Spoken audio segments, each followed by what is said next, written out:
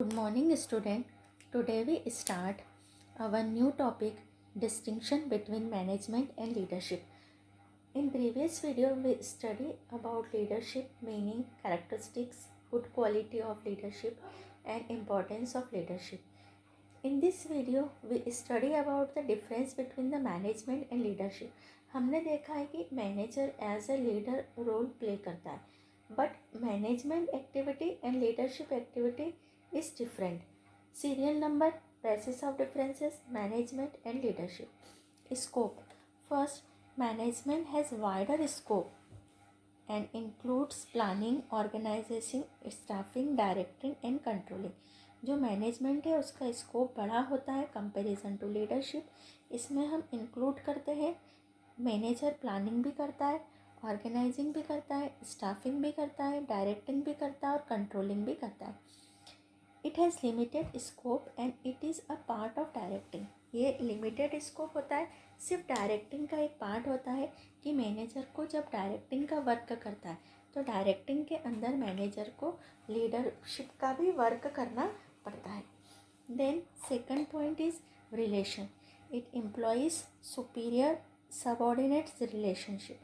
जो मैनेजमेंट है वो क्या बताता है, सुपीरियर और सबऑर्डिनेट्स के relation. In this relation arise with organizational context. और ये जो रिलेशनशिप बनता है वो ऑर्गेनाइजेशनल कॉन्टेक्स्ट के थ्रू बनता है. Relationship between the leaders and the followers.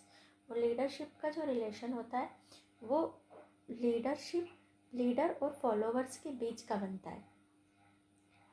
Sanctions. A manager had commanded over the allocation and distribution of rewards like promotion, demotion and punishment. Manager अपने सबऑर्डिनेट्स को क्या डिस्ट्रीब्यूट कर सकता है, प्रमोशन कर सकता है किसी का डिमोशन कर सकता है, किसी को एज ए पनिशमेंट कर सकता है. A leadership has command over the social satisfaction and related his rewards. सिर्फ जो लीडरशिप है वो कमांड करता है सेटिस्फेक्शन के लिए और रिलेटेड रिवॉर्ड्स दे सकता है. Accountability. A manager is accountable for his own behaviour as well as the behaviour of subordinates. Manager अपना बिहेवियर और सबऑर्डिनेट्स के बिहेवियर के लिए अकाउंटेबल होता है. A leader is concern more with group goals and member satisfaction. जो leader होता है वो more with the group goals and members के सेटिस्फेक्शन. उसका काम होता है कि अपने ग्रुप के मेंबर्स को सेटिस्फाई रखे. स्टेबिलिटी.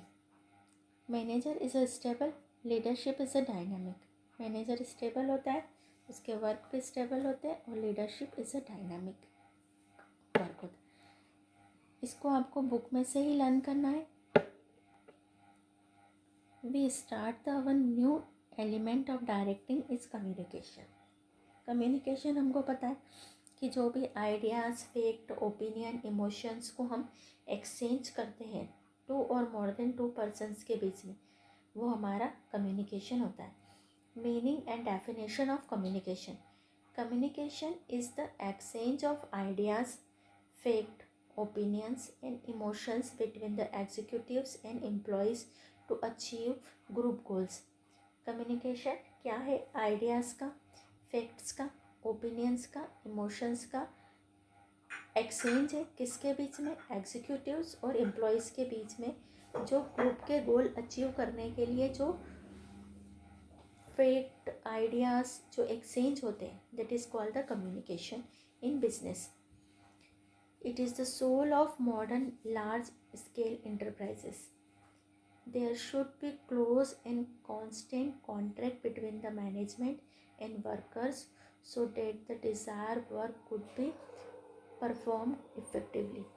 यानी हमको हमेशा ध्यान रखना चाहिए कि मैनेजमेंट और वर्कर्स के बीच में क्लोज कांटेक्ट होना चाहिए, जिससे कि वो अपनी एक्टिविटीज़ को डिज़ायर गोल अचीव करने के लिए कर सके. अगर एग्जीक्यूटिव और सबऑर्डिनेट्स के बीच में, एग्जीक्यूटिव्स एम्प्लॉयज़ के बीच में, मैनेजर्स वर्कर के बीच में अगर कम्युनिकेशन नहीं होगा, प्रॉपर कम्युनिकेशन नहीं होगा, तो ग्रुप के गोल अचीव करना डिफ़िकल्ट हो जाएगा. So communication is very important in modern business world. Communication is defined by management authorities. कुछ मैनेजमेंट एक्सपर्ट ने इसको डिफाइन किया है. Communication is the exchange of fact, ideas, opinions, emotion by two or more persons. Newman and Summer. Definition आपको यहाँ पर coat आपको डालना पड़ेगा, तब जा कर के हमारा मीनिंग ऑफ कम्युनिकेशन रेडी होगा.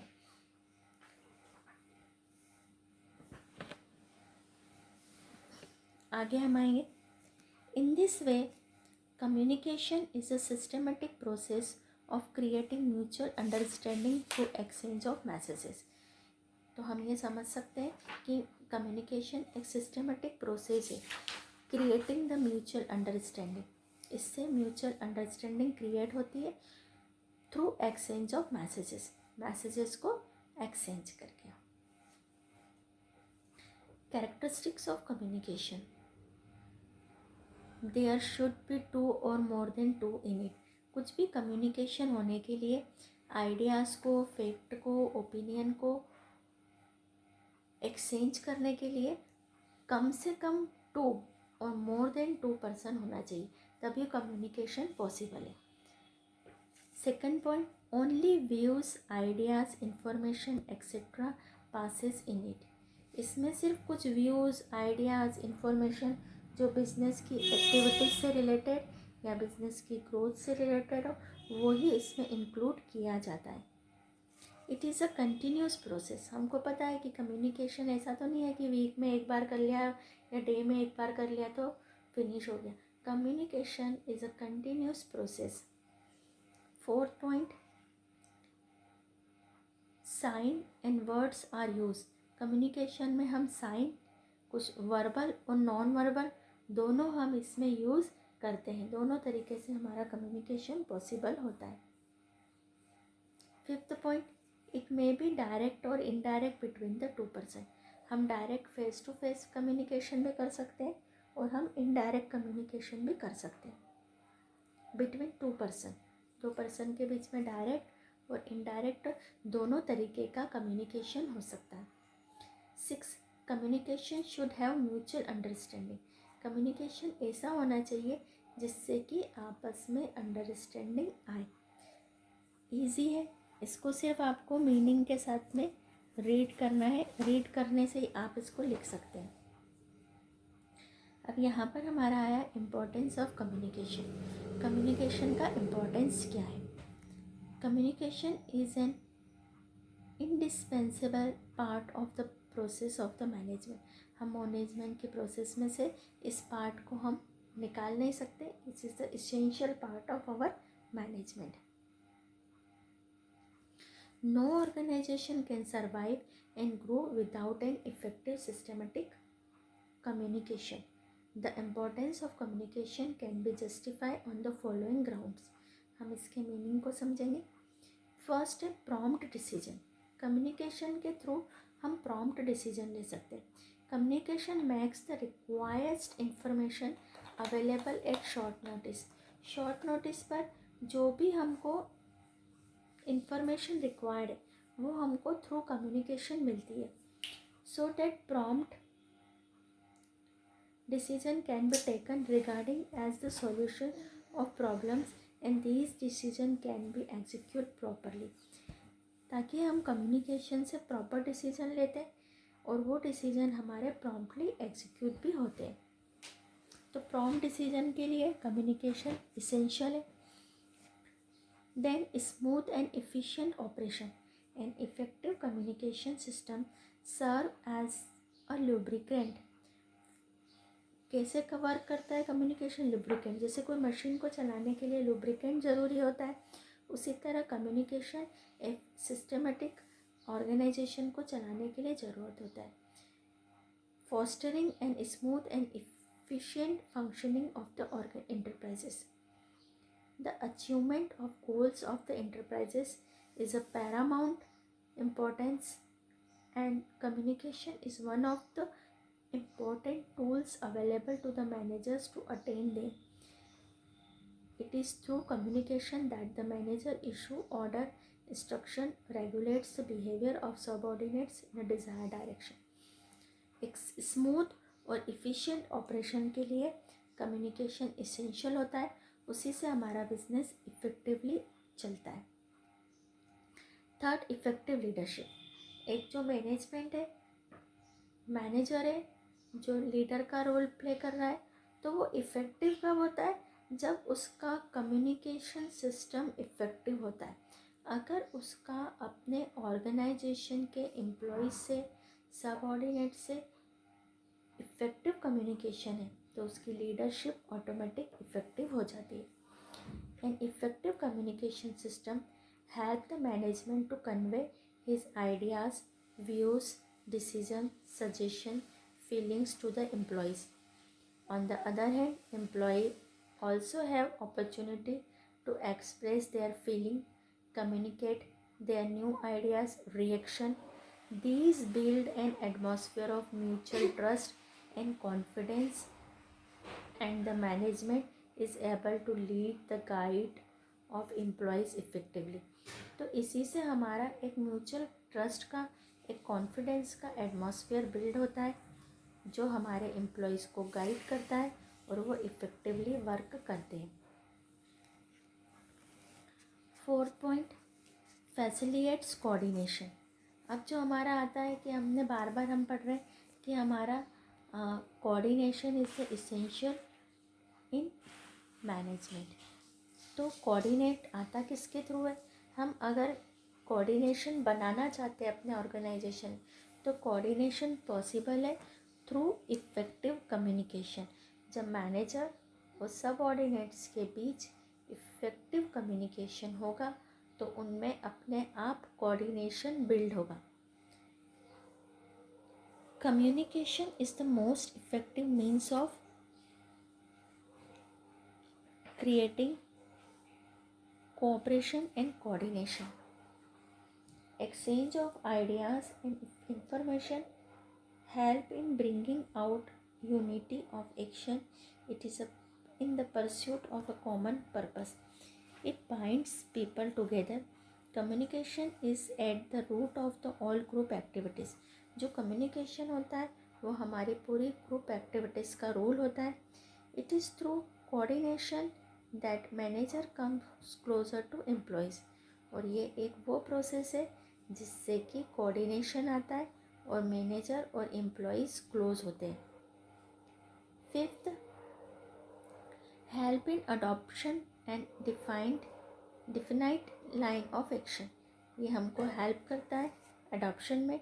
Large scale business makes the production processes complicated and difficult होती है, लार्ज वालों की कॉम्प्लिकेटेड होती है. A good communication system locates this complications and offers suggestion to overcome them. एक अच्छा कम्युनिकेशन सिस्टम इन डिफ़िकल्टीज से बाहर आने के लिए हमको सजेशन देता है. 6, increase in morale of employees.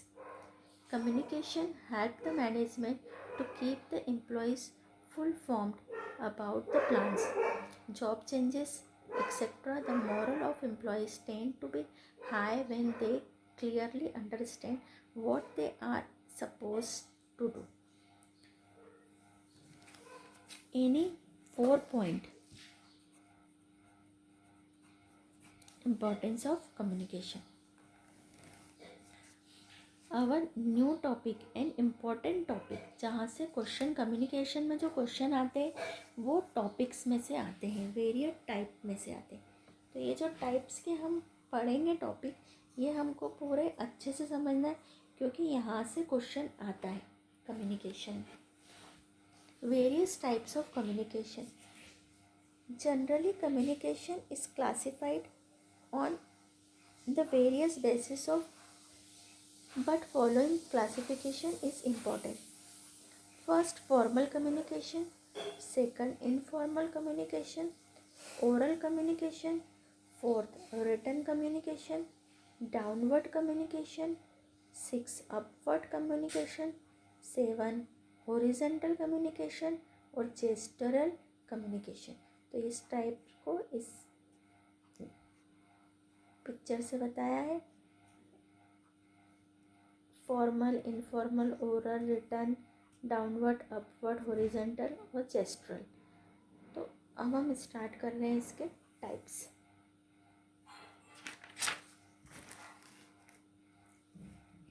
First we start our formal communication. Formal communication का मीनिंग होता है जो ऑर्डर है, जो नोटिस है, जो पूरे फॉर्मल रूप से, जैसे रिटर्न से या जो पूरे सिस्टमेटिक तरीके से मैनेजमेंट की ओर से वर्कर्स को जो मिलते हैं, वो फॉर्मल कम्युनिकेशन होता है।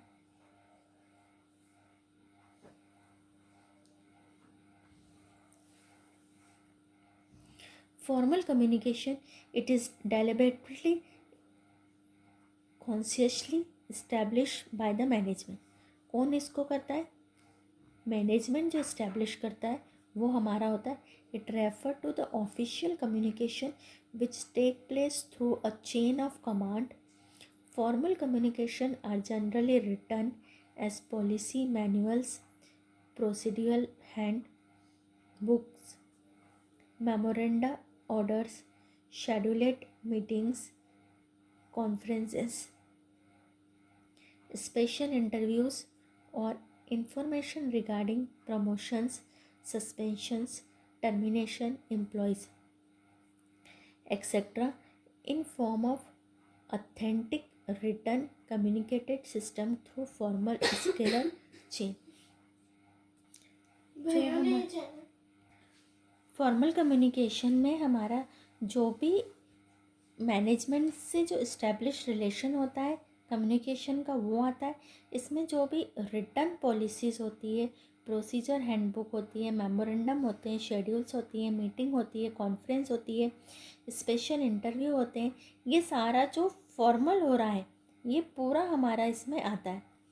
Characteristics of formal communication, it is generally in written form. ये जो हमारा फॉर्मल कम्युनिकेशन होता है ये जनरली रिटन फॉर्म में होता है, लिखा हुआ होता है। जैसे किसी को ऑर्डर देना है प्रमोशन का, डिमोशन का, ट्रांसफ़र का, टर्मिनेशन का, तो ये सारी ऐसे कम्युनिकेशन होते हैं जिनका रिटन होना ही कंपलसरी होता है।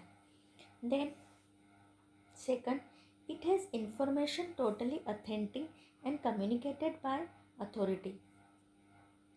ये जो हमारी इन्फॉर्मेशन होती है टोटली ऑथेंटिक होती है और इनका जो कम्युनिकेशन होता है वो थ्रू अथॉरिटी के थ्रू होता है।